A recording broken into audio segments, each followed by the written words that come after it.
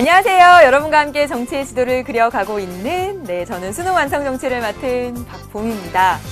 이번 시간에 심화 6강째로 접어들었습니다. 6, 7, 8강 이렇게 하면 6, 7 이렇게 하고 넘어갔네요. 6, 7, 8강. 이게 왜 6이지? 6, 7, 8강. 이렇게 하면 우리 수능 완성도 모두 끝나게 됩니다. 얼마 안 남았네요, 여러분. 선생님이 말씀드렸다시피 우리의 심화 강의는 정치의 지도 선생님이 올려놓았던 18개의, 17개인가요? 모든 자료를 이렇게 풀어보는 것인데 다 건드리기가 너무너무 어려울 만큼 분량이 많아서 이 단원은 선거에 집중하고 그 밖에 있는 정당, 이익집단, 시민단체, 여론, 언론 하는 부분들은 여러분이 직접 얼마든지 풀 수 있을 거라고 믿어서 이렇게 딱 건너뛰었습니다. 그리고 이제 3단원으로 넘어왔습니다. 3단원은 통치기구와 기본권이 가장 중요한 단원인데요. 기본권 단원 역시도 가장 기본적인 내용들, 잘 학습하신 상태에서 얼마든지 적용해서 풀 수 있다고 생각해서 그 가운데서 조금 어려운 문제들 한두 문제 풀어보고 통치기구로 넘어가도록 하겠습니다. 오늘 이 시간의 주요 학습 주제는 국회와 행정부가 되고요. 그 가운데서 앞에서 기본권 관련된 문제 2문제만 풀어보겠다라고 말씀을 드린 거예요. 그러면 여러분 기본권 관련해서는 우리 수능 정치의 지도가 몇 번이 되냐면요. 미리 11번입니다. 11번에 국민의 권리와 의무라고 선생님이 제목 달아놓은 그 학습 자료를 보시면 되고요. 많은 학생들 이 부분에 있어서 완벽하게 정리했다고 하면 이 문제들 건너뛰어 가셔도 됩니다. 아무튼 우리 11번째 자료 가운데서 여러분 몇 페이지냐면 바로 5페이지입니다. 5페이지를 딱 보시면요. 선생님이 11번째 자료 국민의 권리와 의무에서는 자유권 관련된 문제는 자유권끼리, 평등권끼리, 그리고 참정권끼리 이렇게 문제를 모아놨는데 의외로 선구권 관련된 문제들이 많았습니다. 그래서 그 가운데서 가장 어려운 문제 한 문제 풀어보도록 할게요. 몇 번이냐면 5페이지에 20번 문제입니다. 오른쪽 라인의 가운데 있어요. 2009년 7월 문제입니다. 보도록 할게요. 자, 보세요. 우리나라 헌법이 보장하고 있는 가에서 다 기본권입니다. 문제 딱 보면 기본권에 대한 문제이구나 라고 딱 보시고 그렇다면 그중에 어떤 기본권이지 머릿속으로 딱 떠오르셔야 되죠. 물론 선생님이 개념별로 정리를 해놨기 때문에 청구권에 관한 문제만 모아놨다라는 걸 사전에 알고 푸시면 더 쉽지만 사실 문제에선 그러면 안 되잖아요. 기본권에 관련된 문제, 대표적인 기본권 5가지 어떤 기본권일까 들어가 봅시다. 자, 보시면 가는 모든 국민은 헌법과 법률이 정하는 바에 의해서 법관에 의해서 재판을 받을 권리, 법률에 의한 재판을 받을 권리가 있다. 즉, 재판 청구권을 이야기하고 있습니다. 그렇죠? 나 한번 볼게요. 타인의 범죄 행위로 인해서 생명, 신체에 대해서 피해를 받은 국민은 법률이 정하는 바에 의해서 국가로부터 구조를 받을 수 있다. 즉, 이 기본권은 여러분 범죄 피해자 구조 청구권이죠. 구조 청구권입니다. 잘 아시죠? 그렇죠? 우리 청구권의 종류 5가지를 공부를 했고요. 그 가운데 3가지가 지금 나온 거예요. 다 볼게요. 형사 피의자 또는 형사 피고인으로 여러분 보시면 형사 피의자와 피고인의 차이도 말씀을 드렸었습니다. 물론 여러분이 지금 와서는 피의자와 피고인의 차이가 뭐야? 이런 것을 아실 필요는 없지만 자 보세요. 갇혀 있었던 자가 구금당해 있었던 자가 법률이 정하는 바에 의해서 불기소, 피의자가 불기소 처분을 받거나 또는 피고인이 무죄 판결을 받은 때에는 법률이 정하는 바에 의해서 보상을 청구할 수 있다. 억울하게 옥살이를 한 거잖아요. 그거에 대해서 보상을 청구할 수 있는 거 형사보상 청구권입니다. 여러분 청구권의 종류 지금 3가지 나온 김에 5가지를 다 이야기해보면 2가지 나머지 뭐 있어요? 여러분 뭐 있죠? 청원권 있죠? 문서로서 요구하는 청원권 있고요. 또 하나 뭐 있습니까? 국가 배상 청구권 있죠? 배상 청구권 이렇게 있습니다. 5가지 잘 알고 계십니다, 여러분들. 그럼 볼게요. 1번부터. 가는 재판 청구권은 헌법에 보장된 자유와 권리를 보장하기 위한 사전적 구제 수단이다. 자, 여러분 보세요. 사전적 구제 수단일까요? 재판 청구권이? 여러분 어떤 사건이 일어났을 때 그것을 처리하는 사후적인 구제 수단이 되죠. 그쵸? 틀렸네요. 2번, 나는 범죄 피해자 구조 청구권입니다. 이 범죄 피해자 구조 청구권은 공무원의 직무상 불법행위로 인해 손해를 입은 사람이 아니죠. 범죄 피해자 구조 청구권이 공무원의 직무상 불법행위로? 말도 안 됩니다. 여러분 지금 2번에서 보이는 공무원의 직무상 불법행위로 인해서 손해를 입은 국민이 청구할 수 있는 이 권리는 여러분 국가 배상 청구권이 되죠. 그러니까 역시 2번도 아닙니다. 3번 다에서 보겠습니다. 다에서 집행유예 판결을 받은 형사 피고인의 경우에 청구할 수 없다라고 했네요. 자 볼게요. 형사 보상 청구권은 내가 혐의를 받고 있었던 사람인데 혐의 없음으로 밝혀져서 재판에 갈 필요가 없어졌을 때 그게 바로 불기소입니다. 그 다음에 피고인이어서 감옥에 살았었는데 무죄 판결을 받았을 때 억울하니까 제기할 수 있다라는 거죠. 그런데 여기 보세요. 집행유예라고 하는 것은 여러분 엄연히 유죄 판결입니다. 무죄가 아니에요. 유죄예요. 유죄를 받은 것인데 형벌을 받은 것인데 얼마간 집행을 유예하겠다라는 겁니다. 자, 여기서 보시면 무죄가 아닌 유죄 판결을 받은 형사 피고인의 경우에는 청구할 수 없겠죠. 무죄를 받은 사람이 청구할 수 있으니까. 3번 맞는 진술입니다. 3번 정답 되겠네요. 4번 볼게요. 가는 국민에게만 인정되지만 나와 다는 법인이나 외국인에게도 인정된다. 자, 보세요. 가, 재판 청구권은 외국인에게도 인정됩니다. 틀렸어요. 5번 보겠습니다. 가나다 모두 개인의 생활에 대한 국가의 간섭과 침해를 배제하는 소극적 성격. 청구권은요, 국가에 대해서 요구하는 적극적 성격이죠. 아닙니다. 틀렸어요. 이 문제를 선생님이 설명하는 이유는 이 문제가 너무 중요해서 라기보다는 여러분들이 풀어내기에 어려운 그런 집행유예 좀 깊숙이 들어가서 설명을 드리긴 했지만 실제로 집행유예 판결이 유죄에 속한다라는 것까지는 정치의 범위를 조금 넘어선 겁니다. 그렇기 때문에 평가원에서는 아마 그 정도까지는 나지 않을 거예요. 이렇게 되면 법과 사회에서 배우는 범죄의 형벌의 종류 그런 데까지 들어가야 되거든요. 그렇기 때문에 여러분 너무 걱정하지 마시고 이 문제를 푸는 데 있어서 여러분들 걱정하시고 또 잘 안 풀린다고 했을까 봐 선생님이 건드려 본 겁니다. 아시겠죠, 여러분? 네. 다음 여러분 쭉 넘기셔서요. 문제들 다음 6페이지에 보면 이제 모든 기본권을 묶어서 이렇게 된 문제들을 실어놨고요. 여러분 이제 8페이지입니다. 국민의 권리와 의무와 관련된 맨 마지막 페이지에 딱 보시면 15번 문제 2008년 9년 문제거든요. 네, 문제가 좋습니다. 아, 의무를 이렇게 잘 낼 수도 있구나 라는 생각이 들어요. 국민의 의무에 관해서 출제된 것인데요. 자, 볼게요. 대한민국 국민은 국민으로서의 권리와 의무를 갖죠. 그렇죠? 권리 기본권 그리고 의무.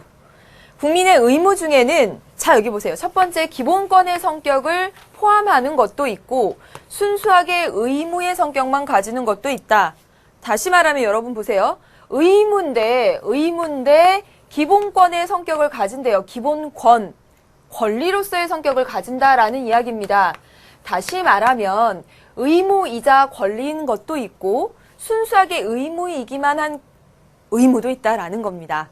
그래서 우리는 이 순수하게 의무의 성격만 갖는 이 의무를 고전적인 의무라고 불렀고 이 권리이면서 의무로서 성격을 갖는 걸 현대적인 의무라고 불렀습니다. 물론 이건 중요하지 않죠.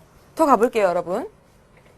A, B, C 모둠은 앞의 의무에 대해서 즉 권리이자 의무인 그 의무에 대해서 D하고 E 모둠은 뒤의 의무에 대해서 사례 발표를 한대요. 자, 보겠습니다. 여러분 아시죠? 순수하게 의무의 성격만 갖는 거 D, E 두 가지래요. 그럼 뭡니까, 여러분? 국방의 의무 그리고 납세의 의무죠. 그쵸? 딱 정리하고 계시죠? 그러면 권리이자 의무의 성격을 갖는 거 뭡니까? 교육, 근로, 환경이죠. 교육, 근로, 환경은 의무이기도 하면서 교육의 의무, 근로의 의무, 환경 보존의 의무가 있으면서 동시에 권리이기도 해요. 예, 교육의 권리, 근로의 권리, 깨끗한 환경에서 살 권리. 그래서 이렇게 정리가 되네요. 해볼게요. 1번부터 보겠습니다. 국가는 국가 운영에 필요한 재정을 확보하기 위해 근로의 의무를 부과합니다. 자, 보세요. 국가 운영에 필요한 재정을 확보하기 위해 납세의 의무를 부과하죠. 그쵸? 이 진술 아예 틀린 것이고 납세의 의무라고 써야 되고 그렇다면 D2에 해당되는 거니까 틀렸습니다. 예. 그쵸? 2번. B모듬. 국립공원에서는 자연을 보호할 환경보전의 의무와 좋네요. 환경보전의 의무. 있지만 개인 소유의 임야에서는 재산권 행사가 우선입니다. 자, 여기서 환경보존의 의무를 얘기했다면 권리로서의 성격을 이야기할 때는 재산권이 아니라 깨끗한 환경에서 살 권리를 이렇게 대응되게 했었어야죠. 그렇죠? 틀렸습니다. C모듬 볼게요. 재산을 상속받은 경우 해당 법률에 따라 일정액의 세금을 납부해야 하는 납세의 의무. 납세의 의무는 여기 A, B, C의 성격이 아닌 D, E의 성격이죠. 그쵸? 순수하게 의무이기만 한. 틀렸네요. 4번 D모든 모든 국민은 교육의 의무가 있고요. 부모는 그 자녀를 초등학교에 입학시켜야 합니다. 여러분 교육의 의무는 의무이면서 권리인 A, B, C 중에 하나 들어가야 되죠. 틀렸습니다. D라고 했으니까요. 이모듬 이제 보겠습니다. 남자가 군, 복무 등으로 국방의 의무를 수행하듯이 여성도 역시 법률이 정하는 바에 의해서 국방의 의무를 모든 국민은 국방의 의무가 있습니다. 이모듬 국방 여기 언급한 것 맞습니다. 정답은 몇 번? 5번이 됩니다. 굉장히 우리가 단순하게 외웠던 것들이 복잡하게 출제가 됐어요. 이 문제 아주 잘 보시길 바라겠습니다. 네, 여기까지 해서 여러분 기본권 부분에 대해서 아주 간략하게 살펴봤습니다. 살펴볼 게 너무 많아서 그랬는데요. 이제 12번째 주제, 우리나라의 통치기구 1, 국회를 좀 보겠습니다. 여러분 국회를 보시면요. 전체가 정말 다 중요합니다. 국회에 관한 4가지도 중요하고, 자 보세요. 국회의 조직, 교섭단체, 상임위원회 하는 것들, 회의의 원칙 다 머릿속에 떠오르시죠? 의회주의의 위기 하는 것들 어느 것 하나 안 중요한 게 정말 없습니다. 그러니까 꼼꼼히 이렇게 보셔야 되는데요. 그중에서 여러분 1페이지에 오른쪽에 보면 선생님이 탄핵소추와 관련해서 해임 건의권과 비교해서 이렇게 표로 써놓았습니다. 반드시 한번 꼭 보세요. 그래서 탄핵소추의 대상을 보면요. 대통령, 물론 탄핵소추의 대상이 되고요. 법률이 정한 공무원이라고 해서 국무총리, 국무위원, 행정각부장, 감사원장, 감사위원, 헌법재판소장, 헌법재판소 재판관 등등등 이렇게 정말 법률이 정한 많은 공무원들이 탄핵소추의 대상이 된다는 사실도 기억해 두시고요. 요건이라든가 이런 것들 잘 봐두시길 바라겠습니다. 여러분 1페이지에서 넘겨서 2페이지 가볼게요. 2페이지에서 2문제 풀도록 하겠습니다. 어디냐면요. 2페이지 왼쪽 상단에 있는 문제를 한번 보도록 할게요. 자, 2010년 10월 문제입니다. 2010년 10월 문제 한번 볼게요. 18번 문제. 소추 대상이다 라고 했네요. 국회가 의결해서. 자, 여러분 이거 보시면 탄핵 소추에 대한 이야기겠구나 라는 것을 딱 보면 알 수가 있죠. 그쵸? 자, 보세요. 가하고 나가 소추 대상을 이렇게 분류했는데요. 제적의원 3분의 1 이상의 발의, 그런데 여기는 제적의원 과반수, 더 많은 큰 요건을 요해요. 제적의원 3분의 2 이상의 찬성, 바로 나는 대통령입니다. 대통령에 의한 탄핵 소추는 보다 더 엄격하죠. 그럼 가는요, 선생님이 방금 말씀드렸던 법률이 정한 공무원입니다. 국무총리, 국무위원, 또 헌법재판소 재판관, 뭐 등등등등등.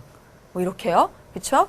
그럼 보겠습니다. 그래서 보시면 헌법재판소가 탄핵 심판을 하게 되는 거죠. 볼게요. 1번. 이 가해는 대통령 외에 법률이 정한 공무원이에요. 여기에는 법관이나 헌법재판소의 재판관도 속합니다. 그래서 이게 국회의원의 대단한 특권이다라고 선생님이 말씀드렸었어요. 정말 국회의원 자신을 제외한 거의 모든 법률이 정한 공무원에 대해서 탄핵 소추로서 견제할 수 있는 아주 막강한 권한인 겁니다. 맞아요. 나이는 대통령만 속하죠? 맞습니다. 3번. 입법부가 행정부와 사법부를 견제하는 수단이 되죠. 지금 1번에서 봤듯이 누구요? 법관이나 헌법재판소 재판관에 대해서도 탄핵소추를 의결할 수 있고요. 뿐만 아니라 국무총리, 국무위원 등의 행정부를 구성하는 그런 기관에 대해서도 탄핵소추를 의결할 수 있으니 입법부가 행정부와 사법부를 견제하는 수단이 된다? 맞습니다. 헌법재판소의 결정으로 소추 대상의 민형사상 책임이 면제된다. 여러분 4번이 정답인데 4번이 조금 어려웠습니다. 그렇지만 다른 맞는 것들을 짝짝짝 지어나가다 보면 4번까지 올 수가 있거든요. 자 보세요. 헌법재판소의 결정으로 이 사람이 탄핵이 결정되더라도 우리 헌법에 써 있어요. 그 기관의 민형사상 책임은 면제되지 않는다라고 되어 있습니다. 그래서 정답은 4번이에요. 틀린 것. 5번 확인해 볼게요. 국회는 소추 대상이 직무집행에 있어서 자 여기 보세요. 중요하죠? 헌법이나 법률을 위반했을 때, 위법, 불법 사항이 있었을 때를 요건으로 한다라고 말씀드렸었어요. 탄핵은요. 그쵸? 해임 건의는요. 그냥 정치적 책임을 묻는 압력수단이다라고 말씀을 드렸었죠. 맞는 얘기입니다. 맞아요. 여기까지 봤고요. 그래서 정답 여러분 4번 고르시면 되고요. 여러분 쭉 넘어와서 이제 입법 권한으로 들어가 보도록 하겠습니다. 지금 국정감시 통제 권한을 본 거고요. 입법 권한으로 들어와 볼게요. 2페이지 오른쪽에 가보면요. 네, 오른쪽 제일 아래 볼게요. 자, 보겠습니다. 우리나라 신문기사의 일부예요. 볼게요. 국회의장 직속의 자문위원회는 다음과 같은 두 가지 개정안인데 뭘 개정하겠다는 거지? 한번 가볼까요? 1안에 따르면 국회에서 선출되는 총리는 내정의 최고 책임자로서 법률안 제출권, 법규명령 제정권을 갖는다. 자, 보십시오. 지금 현재 국무총리는 대통령이 임명하고요. 국회 동의를 받는 그런 형태잖아요. 그런데 총리를 국회에서 선출하도록 한대요. 의회에서 총리를 선출하네요. 이거 의원 내각 제정 요소가 있는 거죠. 즉, 이 1안의 개정 내용을 보면 의원 내각제 쪽으로 많이 가는 그런 정부 형태로의 변경입니다. 더 읽어볼게요. 한편 5년 단임의 직선제로 선출되는 대통령은 국가 비상사태 발생 시에 긴급명령권 및 개업 선포권을 갖고 직권 또는 총리 제정으로 국회를 해산할 수 있다. 자, 보시면 국회 해산권도 있고요. 국회에서 선출되는 총리라든가 또 법률안 제출권 이런 것으로 봐서 의원 내각제를 강화한 그런 개정안입니다. 2안을 볼게요. 2안은 뭐냐면 정부통령이래요. 대통령제에 따라오는 대통령제에 따라온 부통령이 나타났어요. 4년 중임 직선제가 주요 골격을 이루고요. 국회의 임명 동의가 필요했던 국무총리제도 폐지한대요. 국무총리는 없고 이제 부통령이 나타난 겁니다. 그렇다면 이 안은 대통령제적으로 쪽으로 순수한 대통령제 쪽으로 강화된 안이라는 것을 알 수가 있습니다. 행정부의 법률안 제출권도 없앴어요. 의원 내각제정 요소. 그 다음에 국회의원이 장관 겹직도 안 돼요. 의원 내각제정 요소를 다 없앤 그런 모습입니다. 그렇죠? 이 아래 내용은 문제와 상관없으니까 생략을 하고 말씀을 드리면 자 보세요. 뭐의 개정안인지 모르겠는데 이 뭐를 개정해서 의원 내각제 혹은 대통령제 쪽으로 즉 지금 이 내용은 정부 형태 변경에 대한 그런 안입니다. 그렇다면 여러분 이 정부 형태와 관련해서는 어디 써 있어요? 헌법에 써 있다라는 이야기입니다. 따라서 이 문제는 헌법 개정에 대한 문제예요. 보겠습니다. 자, 볼게요. 1번. 1안 또는 2안으로 개정할 때 요구되는 절차, 즉 헌법 개정할 때 요구되는 절차입니다. 예, 볼게요. 1번. 국회 제적의원 과반수의 찬성으로 의결된다. 헌법 개정할 때요, 여러분. 어떻게 해요? 국회 제적 3분의 2 이상의 찬성으로 의결되죠. 그리고 국민투표로 갑니다. 국민투표로 또 넘어가요. 틀렸어요. 국회의원 10인 이상이나 대통령? 무슨 법률안입니까? 헌법 개정안이죠. 헌법 개정안은 국회의원 제적 과반수의 발의입니다. 틀렸지요. 그쵸? 네. 3번. 개정안이 확정되면 국회의장이 공포합니까? 아니죠, 여러분. 공포 대통령이 하죠. 또 틀렸습니다. 보겠습니다. 4번 볼게요. 제한하고요. 공고합니다. 국민에게 널리 알리죠. 그쵸? 그 다음에 국민투표 한 다음에 국회에서 의결할까요? 아니죠. 국회에서 의결 먼저 하고 국민에게 물어봅니다. 헌법 개정의 주체는 국민이에요. 따라서 국회에서 의결하고 국민투표예요. 이게 바뀌었죠? 교묘하게. 틀린 학생들 많았습니다. 순서가 그냥 그대로 나와버렸어요. 제안을 누군가 하고 제안을 하죠. 국회에서 또는 대통령이 제안을 하면 그것을 널리 알려요. 국민들한테 공고를 하고 그 다음에 국회에서 의결한 후에 국민투표를 거쳐서 공포하도록 되어 있죠. 틀렸네요. 5번 국민투표에 붙여서 국회의원 선거권자, 유권자의 과반수가 투표하고 투표자의 과반수 찬성으로 확정됩니다. 맞습니다. 정답은 몇 번? 5번이고요. 거창하게 이렇게 신문 나왔는데요. 물론 관련된 세트 문제여서 한 문제가 더 있긴 한데 여기서는 헌법 개정에 관한 문제였습니다. 가장 기본적인 거 확인하고 있느냐라는 그런 문제였죠. 뒤로 넘겨보겠습니다. 여러분 3페이지 넘어가고요. 다 입법에 관한 그런 문제들 다 모아놨습니다. 비슷한 형식들 많다는 거 찾으실 수 있죠? 넘어가면요. 4페이지에 가면 이제 재정에 관한 권한에 대한 문제, 여러분 닮은 꼴 문제에서 2009년 9월 문제를 풀어보면서 재정에 관한 문제를 좀 정리를 해볼게요. 자, 보시면 법률안 제정과 예산안 심의 절차다. 법률안 제정은 국회 입법 권한에 대한 것이 되겠고 예산안 심의는 재정에 관한 권한입니다. 같이 나왔네요. 한번 해볼까요? 제출 또는 발의합니다. 누구에게? 국회의장에게. 그럼 먼저 어딜 거쳐요? 기억. 모르면 큰일 나죠. 상임위원회입니다. 그리고 본회의를 거쳐서 대통령에게 가고 공포하게 되는 거죠. 대통령은 거부권을 행사할 수 있고요. 그렇죠? 보겠습니다. 이제 나는 예산안 심의 절차래요. 누가 제출하겠어요? 정부가 제출합니다. 정부가 제출해요. 국회의장에게 여기 똑같습니다. 자, 보시면 상임위원회 또 특별위원회, 예산결산특별위원회라는 것을 거쳐서 역시 본회의, 니은 본회의에 가서 이제 공고하게 됩니다. 그래서 여기 상임위원회 들어가고 여기 본회의 들어가게 된다는 것. 게다가 여러분 기억하셔야 될 건 법률안 제정 과정과 거의 흡사합니다. 여기 정부의 시정연설이 들어가 있지만 국회의장, 그 다음에 상임위원회, 특별위원회 여기 자리입니다. 그리고 본회의. 되셨죠? 보겠습니다. 1번. 기억은 상임위원회는 심의 과정에서 법률안을 수정하거나 폐기할 수 있어요. 여기서 폐기할 수 없다면 뭐하러 이거 두겠어요? 다 여기로 가지. 그쵸? 그냥 있으나 마나한 되잖아요. 그렇죠? 네. 법안을 제정하고 개정하는 과정의 효율성을 위해서 보다 전문적인 심사를 위해서 상임위원회를 두고 있는데 여기서 이런 권한이 없다면 뭐하러 있겠어요. 그렇죠? 그렇기 때문에 틀렸습니다. 1번. 2번. 니은에서 이 예산안은 회계년도 종료 시까지 통과되어야 한다. 여러분 회계년도 종료라고 하는 것은 12월 말입니다. 회계년도 시작은 1월 1일이에요. 그러면 종료할 때까지 딱 이거 의결해주면 그 다음 날부터 그 예산에 따라서 집행해야 돼. 너무 바빠요. 그렇죠.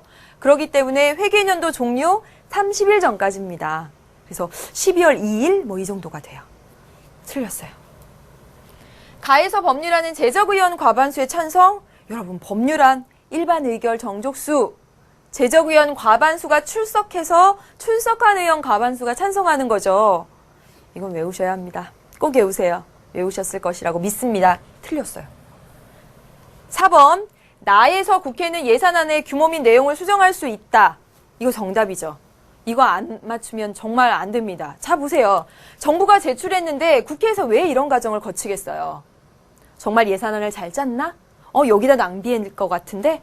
그런 것들 보라고 국회가 보는 거잖아요. 그런데 수정하거나 규모를 축소하거나 할 수 없다면 뭐하러 봐요? 국민의 대표가 보는 이유가 바로 정말 적정한 예산을 짜서 돈을 잘 쓰라고 보는 거잖아요. 규모와 내용을 수정할 수 있어야 하는 게 당연한 겁니다. 4번 정답이에요. 네, 5번 보겠습니다. 나에서 국회의장은 예산안을 본회의에 직접 상정할 수 있다. 자, 여기 특이점입니다. 국회의장은 여기서 보면요, 본회의에 직권 상정할 수 있어요. 물론 요즘 이거 나올 수도 있을 것 같아요. 국회 선진화법 해가지고 직권 상정하는 것을 굉장히 제한하는 그런 국회 선진화법에 관련된 내용들이 막 신문기사에 나오고 있던데요. 어쨌든 분명한 것은 법률안과 관련해서는 이렇게 본회의에 직접 보낼 수 있지만 예산안 관련해서는 그거 하면 안 된다라는 거예요. 반드시 어떻게 해요? 여기 정부의 시정연설은 없을 수도 있는데 상임위원회에서 예비심사 거치고 예산결산 특별위원회 종합심사 거치는 과정을 생략할 수는 없다라는 겁니다. 이거 기억하세요. 네, 그래서 정답은 4번이 되겠네요. 그렇죠? 그래서 이 문제 좋은 문제였습니다. 그래놓고 여러분 닮은 꼴 문제 보시면 거의 비슷한 내용이에요. 기출이 얼마나 중요한지 아시겠죠, 여러분? 네. 그래서 쭉 넘겨보면 이제 5페이지입니다. 5페이지에 왼쪽 제일 아래에 2006년 10월 문제를 한번 풀어보도록 하겠습니다. 17번 문제예요. 교육청 문제를 보통 풀이해줄 때 기회가 별로 없어서 그래서 선생님이 이렇게 고르다 보니까 아무래도 학생들이 풀이를 잘 못 받은 그런 문제들이 교육청 문제들이라 고르다 보니까 이렇게 되네요. 그래서 10월 문제 17번 문제입니다. 국회 일정이고요. 잘못 조사한 부분을 찾아서 그 이유를 바르게 써보래요. 보겠습니다. 여러분 국회 운영위원회, 법제사법위원회, 행정자치위원회, 교육위원회 하는 여기 네 가지는 다 뭡니까? 상임위원회죠.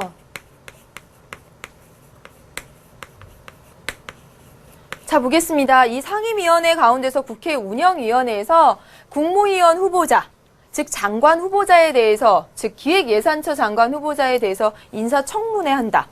할 수 있죠. 그렇죠. 정부의 요구가 있고요. 그 다음에 인사청문회를 하게 됩니다. 보통은 장관에 대해서는 해당되는 각 상임위원회에서 하게 돼요. 할 수 있어요. 이거 맞네요. 그 다음에 니은 볼까요? 니은 보니까 법제사법위원회는 10시에 국회 운영위원회에서 이런 일이 생길 때 똑같이 10시에 법제사법위원회에서는요. 위헌법률 심판했대요. 틀렸죠. 그렇죠? 위헌법률 심판 어디서 합니까? 헌법재판소잖아요. 아니죠. 그렇죠? 그다음에 볼게요. 행정자치위원회는 호우 피해 복구 대책 마련을 위해서 이날 회의를 했답니다. 할 수 있죠. 국민의 대표기관으로서 국회에서 지금 엄청난 이런 피해가 있는데 이번에 여러분 EBS에서 큰 수해를 입었을 때도 많은 국회의원들이 와가지고 현장을 보고 가시고 그랬어요. 그게 국회에서도 호우 피해 복구 대책 마련을 위한 그런 회의를 할 수가 있겠죠. 당연히. 그 다음에 볼게요. 교육위원회는 사립학교법 개정에 대해서 논의할 수 있겠죠. 그렇죠? 법 개정에 대해서 논의할 수 있겠고. 그 다음에 보겠습니다. 국회 이제 본회의예요. 본회의에 가보니까 헌법재판소 재판관 임명 동의안입니다. 이거 엄청난 함정이에요. 자, 여러분 국회는 헌법기관 구성에 관한 권한이 있죠. 헌법재판소 재판관 3인 선출권이 있습니다. 그리고 헌법재판소장 임명동의권입니다. 헌법재판소 재판관 임명동의권이 아니죠. 분명히. 정말 함정을 확 팠네요, 진짜. 이게 틀린 내용입니다. 여기 이렇게 틀렸어요. 그럼 볼까요? 틀린 거 찾아서 잘 이유를 쓴 것. 자, 보겠습니다. 기획예산처 장관의 경우 인사청문회 대상이 아니다. 아니긴요. 장관 후보자 인사청문회 대상인데요. 틀렸어요. 2번. 법제사법위원회는 위헌법률 심판하는 게 아니라 그건 맞았네요. 근데 여러분 보세요. 명령 규칙의 법률 위반 여부, 명령 규칙 처분 심사권, 헌법이 아니죠. 대법원의 권한이죠. 대법원이 행정부를 견제하는. 틀렸네요. 볼게요. 디귿. 호우 피해 대책은 정부와 지방자치단체의 업무이다. 여기서 하면 안 된다. 아니에요. 틀렸어요. 여기서도 할 수 있어요. 국민의 대표기관이잖아요. 국회는 엄연히 당연히 할 수 있어야죠. 그러니까 틀렸습니다. 4번 보겠습니다. 사립학교법 개정 논의는 교육위원회에서 할 수 있어요. 국회에서. 국무회의의 심의사항이다. 틀렸습니다. 잘못된 거 잘못 찍고 있어요. 5번 볼까요? 헌법재판소 재판관을 임명할 때는 국회의 동의를 필요로 하지 않는다. 헌법재판소장 임명 동의권이다. 그쵸? 잘못된 거 잘 지적했습니다. 정답 5번 되겠습니다. 네, 여기까지 지금 또 국회에 대한 권한에 대해서 또 살펴봤고요. 여러분 6페이지에 넘기면 닮은 꼴 문제 제일 위에 보시면요. 이거 나와 있습니다. 가해. 정책 수립 과정에서 여당의 역할을 강화하고 행정부와 여당 간의 유기적인 협조체제를 공고히 하기 위해 바로 이것이 여러분 뭐죠? 당정협의회입니다. 그렇죠? 여당과 정부가 만나서 협의하는 당정협의회. 그래서 정당은 굉장히 특수한 기능을 가진다라고 했어요. 국회와 행정부를 연결하고 매개하는.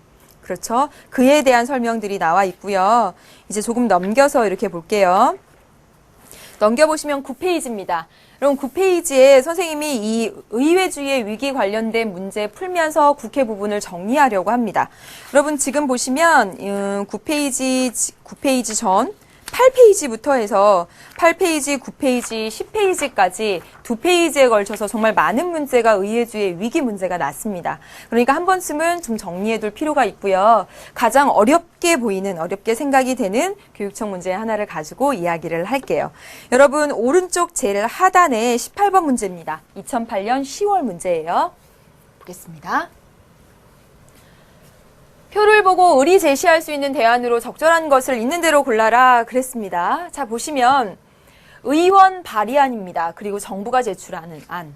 우리나라에서는 법률안, 개정안, 제정안을 정부에서도 국회의원도 낼 수 있으니까 의원이 발의한 건수와 정부가 제출한 건수를 보니까 570건이었고 368건이었습니다. 그러다 2배 뛰었어요. 1100건으로 발의한 게 여기도 많이 뛰었고요. 2배 이상 뛰었네요. 그리고 나서 또 2배 뛰었습니다. 1900건 정도를 발의해요. 여기 보시면 정부 제출안은 오히려 줄어들었습니다. 그런데 보시면 여기서 보셔야 될 게 뭐냐면 가결 법안 수입니다. 의원이 내고요. 이게 실제로 통과돼가지고 제정 개정을 한 그 가결 법안 수를 보니까 1907건 중에서 491건, 즉 4분의 1 정도. 여기는 보세요. 정부는 595건을 내서 431건을 가결시킵니다. 거의 다죠. 그렇죠? 예. 즉 낸 수는 제출하거나 낸 수는 의원 발의안이 훨씬 많지만 즉 법률안으로 정말 만들어지는 것은 정부가 더 능력이 있다라는 걸 보여주고 있죠. 정부가 법을 더 잘 만들어요. 정부가 법을 더. 그래서 이걸 뭐라고 불러요? 의회주의의 위기다라고 이야기할 수 있다는 거죠. 게다가 여기 보세요. 법안이 하나 처리되는데 걸리는 기간들을 보니까 여기 보세요. 예, 6.5개월이 걸립니다. 하나 만들어지는데 이렇게 오랜 시간 점점점 길어지고 있죠. 왜 그러겠어요, 여러분? 법률안이 너무 많이 넘쳐서 들어오니까 그거 다 보려면 아마 이렇게 많이 걸리지 않겠습니까? 자, 보세요. 갑이 정부 제출안보다 의원 발의안이 많은 것으로 보아 의원들의 입법 활동이 활발한데 박수.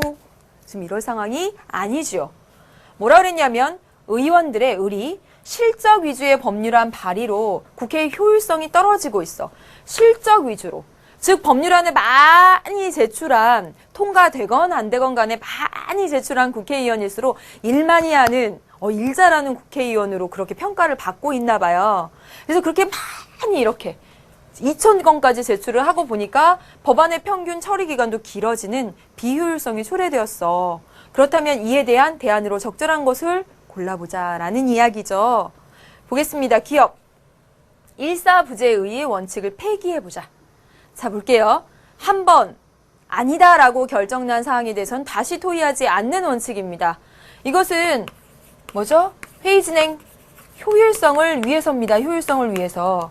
한 번 아니다 라고 결정이 났는데 계속 얘기하면 다른 안건 처리를 미처 못하겠죠. 여러분 이거 폐지해버리면 법안 처리의 평균 기간이 더 길어지지 않겠습니까?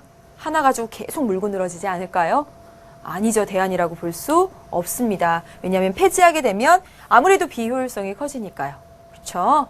니은. 의원의 법률안 발의 정족수의 상향 조정하자. 대안이 될 수 있겠죠.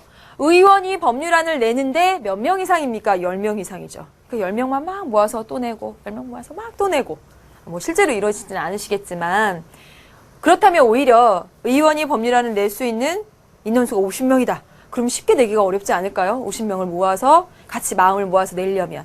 만약에 그렇게 된다면 이렇게 의원 발의안이 그냥 4분의 1만 통과되고 나머지는 다 버려지는데 이렇게 내는 건수는 줄어들지 않을까요? 그쵸? 이은 맞습니다. 디귿. 국회의장의 법률안을 본회의에 직권 상정하는 그 권한을 폐지한다. 이거 해결책이 될까요, 여러분? 국회의장이요 상임위원회에 건너뛰고 본회의에 직접 상정하는 그것을 없애버리면, 그 권한을 폐지하면 지금 의원이 법률안을 진짜 많이 내고 평균 처리 기간이 이렇게 많이 걸리고 정부는 법률안을 이렇게 잘 만드는데 이런 현상들을 해소할 수 있을까요? 아니죠. 그렇죠? 큰 상관이 없죠. 리을 보겠습니다. 가결 법안 수를 기준으로 해서 의정 활동을 평가하면 어떨까? 지금 볼게요. 지금 보니까 실적 위주의 법안 발의로 국회의 효율성이 떨어지고 있어. 법률안만 많이 내면 의정 활동을 되게 잘하는 것처럼 평가되고 있다면 이제 법률안을 낸 건수가 아니라 내서 실제로 법안으로 만들어지는 가결 건수에 따라서 의정 활동을 평가한다면 보다 신중하게 그냥 막 제출하는 것이 아니라 이게 통과되게끔 하는 그런 법률안들만 제출될 가능성이 크죠. 그렇죠? 대안이 되겠습니다. 그러니까 리을 맞죠. 어려운 문제였다고 생각이 들어요. 그렇죠? 의회주의의 위기 관련된 문제도 여러분 다른 거 보시고요. 네, 여기까지 해서 국회와 관련된 문제들을 보았습니다. 이제 쭉 넘겨서요. 13번째 주제입니다. 물론 여러분들이 다 모르는 다른 문제들을 다 일일이 건드리지 못함을 아쉽게 생각을 하지만 이해를 좀 해주세요. 자, 여러분 통치기구입니다. 통치기구 행정부고요. 여러분들 보시면 행정부의 구성, 선생님이 4가지 주요 줄기를 잡았었죠. 행정부의 구성, 대통령의 지위와 권한, 행정에 대한 통제, 그리고 지방자치를 여기다 넣었는데 여러분 행정 관련해서 사실은 우리가 어렵게 공부한 것이 뭐냐면 대통령의 지위와 권한이었습니다. 행정부 수반으로서 국가 원수로서. 그렇지만 실제로 시험에서 잘 나는 것들은 오히려 대통령의 지위와 권한이라기보다는 다 같이 뭉뚱그려서 난다거나 다 같이 국무총리, 국무회의, 다 같이 감사원 이렇게 뭉뚱그려서 난다거나 아니면 행정에 대한 통제 부분이 더 날 가능성이 큽니다. 여러분 뭉뚱그려서 난 문제 하나 보도록 할게요. 여러분 1페이지 제일 하단에 있는 작년도 기출문제입니다. 17번 문제. 선생님이 진짜 좋아하는 문제. 왜냐면 이 그림 탐스런에서 소개했던 그림이니까. 그리고 딱 출제가 됐어요, 작년에.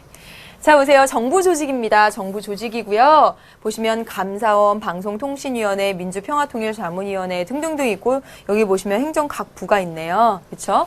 여기 제일 위가 누가 되겠습니까? 당연히 기억 대통령이 되겠고요.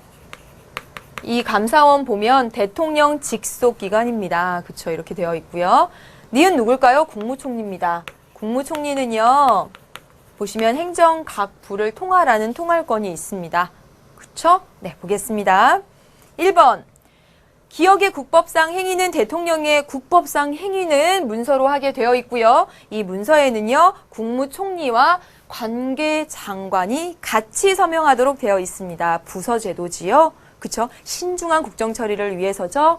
자주 출제가 되었습니다. 1번 맞아요. 2번.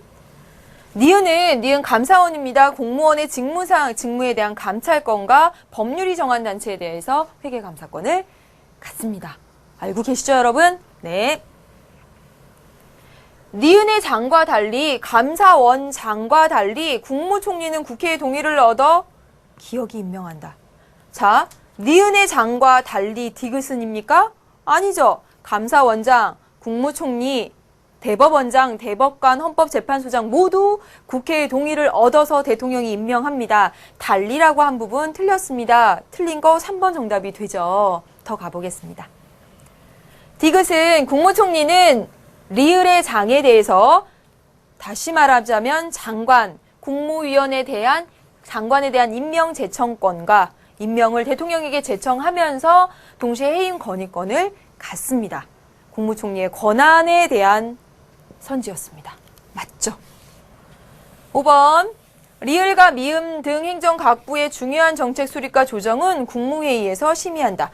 이렇게 모입니다. 이렇게 모이죠. 주요 정책에 대해서 국무회의에 심의를 하게 됩니다. 의장이고요. 국무회의 부의장이 되고요. 여기 가서는 국무위원이 되는 거죠. 맞는 내용입니다. 그렇죠? 여러분, 행정각부 전체적으로 이렇게 나온 문제였어요. 보겠습니다. 뒤로 넘어갈게요. 2페이지 제일 위에 볼까요? 2페이지 제일 위에 문제 볼게요. 2008년 9월 문제입니다. 자, 보시면요. 이 문제를 보면 예산의 흐름에 대한 문제입니다. 보시면 여기 가, 그 다음에 다 이렇게 되어 있습니다. 세 개의 국가기관이 나왔다라는 것을 알 수가 있어요. 자, 보겠습니다. 이 예산의 흐름도인데 예산을 편성하는 것, 예산을 짜요. 어디서 짤까요? 정부에서 짜겠죠. 가는 정부입니다. 그렇다면 여기도 정부가 되죠. 당연하죠. 정부가 예산을 집행해서 그대로 쓰니까. 그렇다면 이 가운데서 정부가 제출한 예산안에 대해서 심의하고 의결해 주는 건 어디? 나는 국회가 되는 거죠. 그렇죠? 국회에서는 심의 의결하면서 예산안을 축소할 수도 있습니다. 그렇죠? 그렇죠? 그다음에 이제 정부로 넘겨줍니다. 심의 의결해서. 그럼 정부에서 그대로 예산을 쓰게 되죠. 그렇죠? 그리고 나서 정부 내에 있는 이 기관에서 잘 썼는지 결산하고 검사합니다. 어디냐면 다는 감사원이죠. 감사원이 결산 검사를 하게 되면 그 다음에 어디로 넘어와요? 다시 여기다 국민의 대표기관인 국회로 넘어오게 됩니다. 그래서 국회에서 이 결산을 국회는 예산안을 짜서 그 예산안에 대한 심의 의결도 하고요. 다 써서 결산해온 이 결산해온 내용에 대해서도 심사를 하게 되는 거죠. 왜요? 국민의 대표기관이니까. 그렇죠? 네. 보겠습니다. 1번, 가의 수반은 정부의 수반은 국민의 동의를 얻어서 나를 해산할 수 있다. 정부의 수반은 여러분 대통령이 되는데요. 이 대통령이 국민의 동의를 얻어서 국회를 해산해요. 대통령제 정부 형태에서는 대통령도 국민이 뽑았고 의회도 국민이 뽑아줬기 때문에 대통령이 국민이 뽑은 의회를 해산할 수 없습니다. 틀렸어요. 2번. 국회의장은 국회의 동의를 얻어 대통령이 임명한다. 국회의장을 대통령이 임명합니까? 대통령의 권한 중에 국가기관 구성권을 보세요. 국회의장 임명권이 있는지 없습니다. 3번. 다는 감사원이네요. 그쵸? 감사원은 국무총리 및 국무위원회 해임 건의안을 제출할 수 있다. 여러분, 해임 건의안 어디에서? 국회에서. 국정감시 통제 권한이었죠? 틀렸습니다. 역시나. 정부는 국회에 대해서 국정감사 및 국정조사를 실시할 수 있다. 어떻게 해야 맞을까요? 국회가 정부에 대해서 나라정치감사조사. 그쵸? 두 개 바뀌었습니다. 5번이 답이 되겠네요. 5번 볼게요. 감사원은 대통령에게 속하 있지만 그쵸? 그렇지만 독립적이다. 맞죠? 그런 독립적인 헌법기관이다. 맞습니다. 정답은 5번이 되겠습니다. 그렇죠? 네. 여기까지 지금 관련된 문제들을 보고 있어요. 그러면서 선생님이 대통령의 지위와 권한 관련된 문제는 생략을 했고요. 왜냐하면 여러분 3페이지와 지금 4페이지에 걸쳐서 나왔는데 불과 지금 선생님이 교육청 문제 그리고 평가원 문제 5개년도 이상 것을 다 찾아봤는데도 하나, 둘, 셋, 넷, 5문제 정도밖에 안 됩니다. 따라서 대통령의 권한 관련해서는 수능에서 단독으로 출제될 가능성은 그리 크지 않음을 알 수가 있고요. 여러분이 공부하신 그대로 기억을 해두시는 것, 네, 거기까지 하시면 되겠습니다. 네. 여러분 이제 쭉 넘기셔서 6페이지입니다. 6페이지에 보면 오히려 행정부 통제에 관한 문제 한 문제를 좀 보는데 6페이지 제일 아래 왼쪽 아래 13번 문제 보시면요. 행정부 내부적인 통제장치, 국민의 통제장치, 그리고 사법부와 입법부의 통제 해서 선생님도 이렇게 그림을 그린 적이 있어요. 지금 보시면 여기 정답을 보면 갑 학생, 기억, 국민에 의한 통제, 헌법 소원을 국민이 청구함으로써 행정부를 통제할 수 있죠. 맞습니다. 니은 볼게요. 니은. 행정부 내부의 통제라고 한다면 조금 깊숙이 들어갔어요. 이 문제가. 행정부 내부의 통제라고 한다면 행정재판이 아니라 행정심판이라고 해야 맞습니다. 그래서 여러분 을이 틀린 거예요. 자, 여러분 오늘 이번 시간에 집행유예도 나왔고요. 행정재판, 행정심판도 나왔는데 이 정도까지 들어가면 사실은 정치에서 조금 벗어난 거예요. 우리가 사법권을 배우긴 하지만 그래서 이게 교육청 문제이기 때문에 그만큼 나올 수는 있는데 선생님도 물론 수업 시간에 설명을 하긴 했지만 행정재판은 사법부의 견제수단이고요. 행정심판이 되어야지만 행정부 내부의 견제수단이 된다는 사실. 그래서 여러분 을이 틀려서 나머지는 다 맞고요. 그래서 3명 이렇게 고르셔야 된다라는 겁니다. 네, 여기까지 해서 선생님이 행정부까지 공부를 했습니다. 여러분 선생님이 좀 어려운 문제들, 좀 헷갈렸던 문제들만 골라봤는데 여러분 잘 정리하시고요. 나머지 문제들 많이 푸시고요. 여러 번 푸시고요. 다음 시간에 사법부와 헌법재판소 만나도록 하겠습니다. 수고 많으셨습니다, 여러분. 안녕. 안녕.